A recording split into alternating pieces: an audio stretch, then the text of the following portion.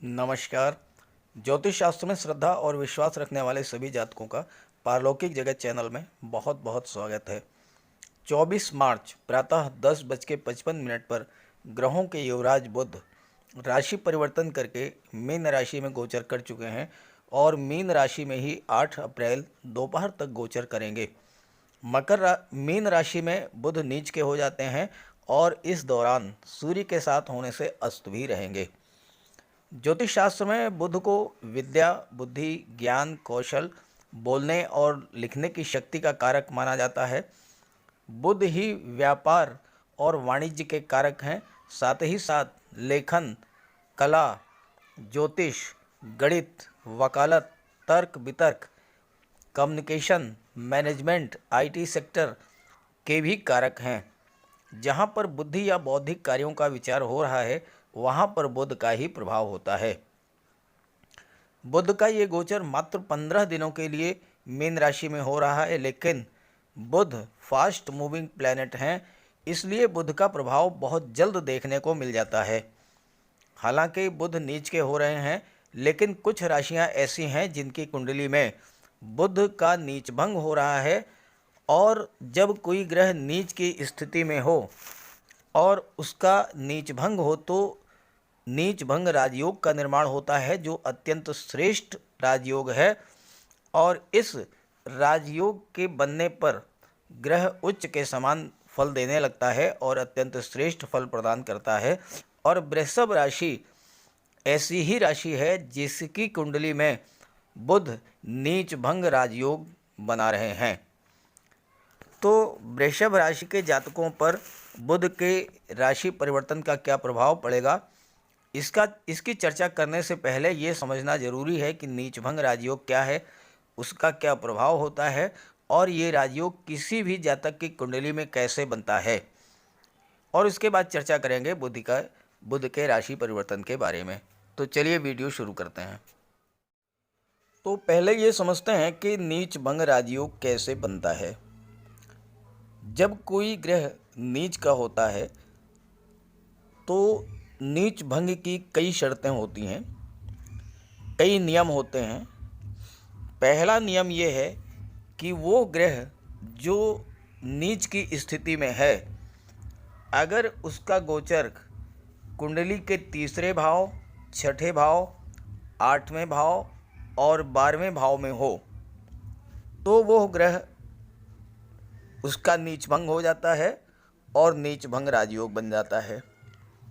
जैसे सूर्य तुला राशि में नीच के होते हैं।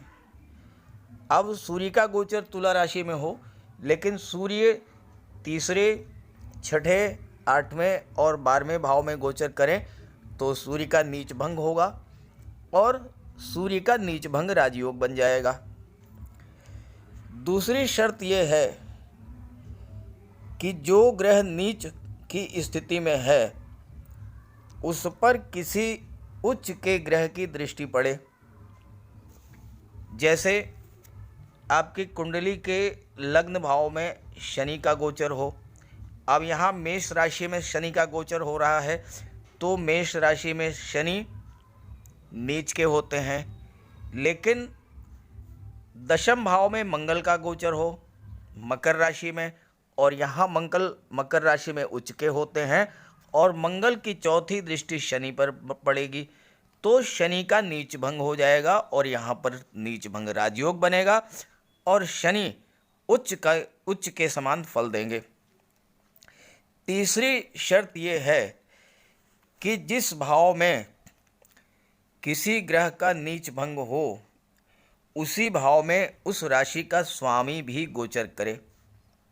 जैसे लग्न में मकर राशि, मेष राशि में शनि का गोचर है और मेष राशि के स्वामी होते हैं मंगल, और यहाँ पर मंगल का भी गोचर हो जाए तो क्या होगा, शनि का नीच भंग हो जाएगा और नीच भंग राजयोग हो जाएगा। चौथी शर्त है कि जो ग्रह नीच की स्थिति में है उस ग्रह के स्वामी की दृष्टि उस पर पड़े। अब आप बुध के बारे में समझिए। कि बुध यहाँ मीन राशि में है, नीच के हो रहे हैं। और अगर इसी समय इस राशि के स्वामी, मीन राशि के स्वामी कौन हैं? बृहस्पति हैं, जुपिटर हैं। अब जुपिटर का गोचर अगर छठे भाव में हो और देवगुरु की दृष्टि पड़े बुध पर, तो बुध का नीच भंग हो जाएगा और नीच भंग राजयोग बन जाएगा।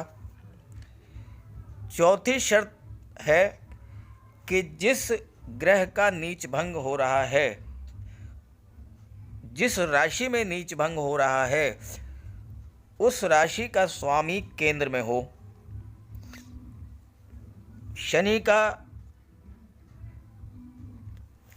गोचर मेष राशि में है मान लीजिए, और मेष राशि में शनि नीच के होते हैं, लेकिन मेष राशि के स्वामी मंगल हैं।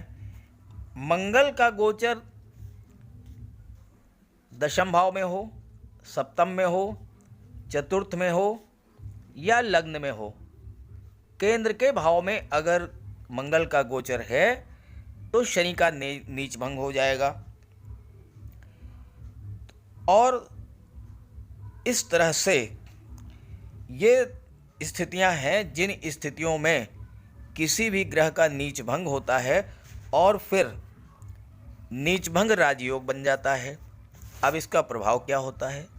नीच भंग होते ही राजयोग बन जाता है और ग्रह श्रेष्ठ फल देने वाला बन जाता है।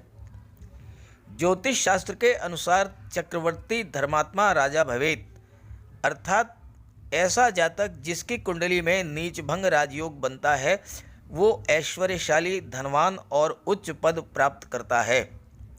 नीच भंग राजयोग एक ऐसा प्रबल राजयोग है जो किसी भी व्यक्ति के कुंडली में बने तो उसे मुश्किल से मुश्किल परिस्थितियों से निकालकर राजा के समान अतुलनीय धन संपदा देने में सक्षम होता है। जीवन में नाम, यश, सफलता, कीर्ति, लक्ष्मी सब कुछ प्राप्त होता है उसे। परिवार और समाज में भरपूर मान सम्मान प्राप्त होता है।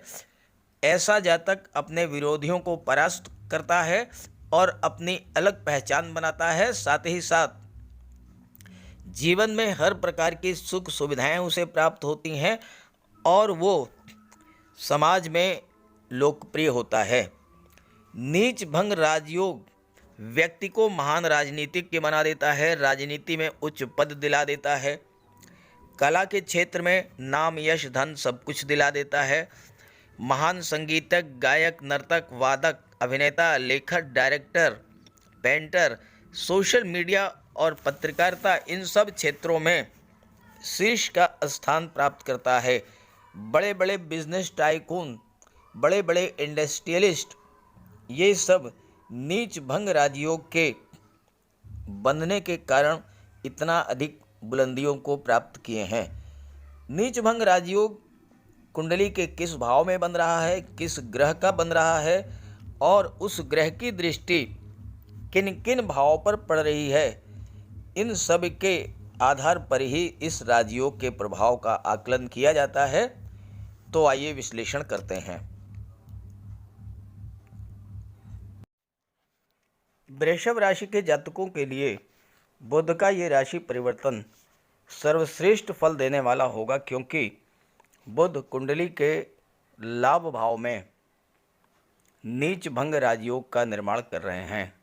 जैसा मैंने अभी आपको बताया कि अगर कोई ग्रह नीच की स्थिति में है, अब यहाँ पर बुध मीन राशि में नीच के हो रहे हैं और मीन राशि के स्वामी हैं देवगुरु, जो कि केंद्र के भाव में गोचर कर रहे हैं। तो बुध का नीच भंग हो गया, और जब नीच भंग हो गया तो नीच भंग राजयोग बन गया। तो इस तरह से बुध एकादश भाव, जो कि लाभ का भाव होता है, इस भाव में नीच भंग राजयोग बना रहे हैं और लाभ के भाव में राजयोग का बनना सर्वश्रेष्ठ फल, सर्वोत्कृष्ट फल देने वाला होता है। एकादश भाव लाभ का होता है और यहाँ से हर तरह के लाभ का विचार किया जाता है। धन का लाभ, संतान का लाभ, शिक्षा का लाभ, मान सम्मान, पद और प्रतिष्ठा का लाभ।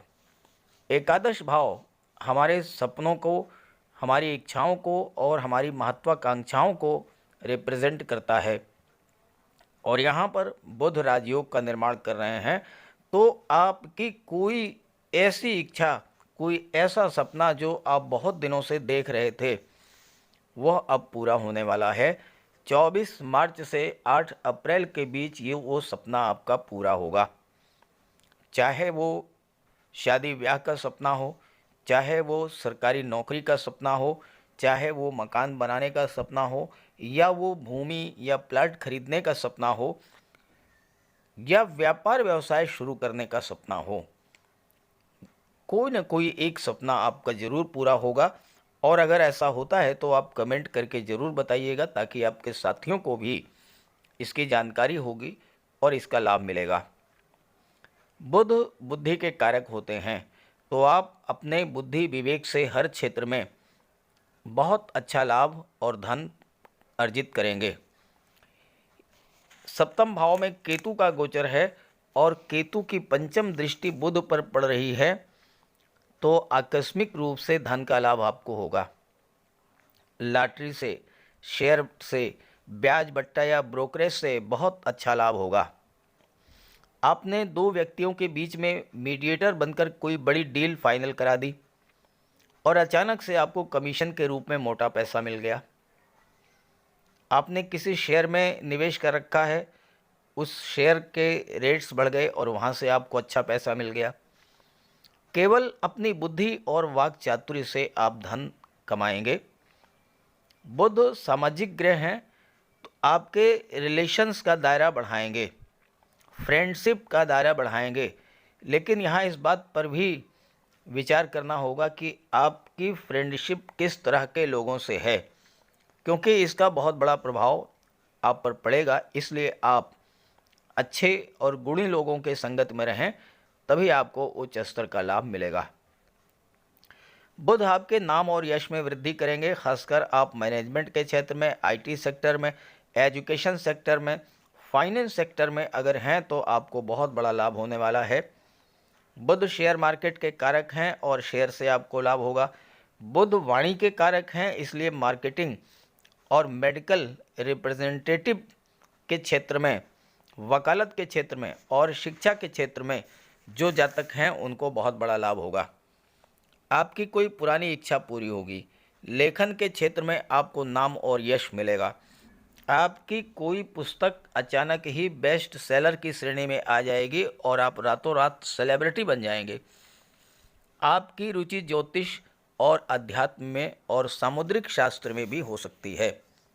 बुध लाभ भाव में गोचर कर रहे हैं, राजयोग बना रहे हैं और धन भाव के स्वामी हैं, तो यहाँ पर महाधनी योग भी बना रहे हैं।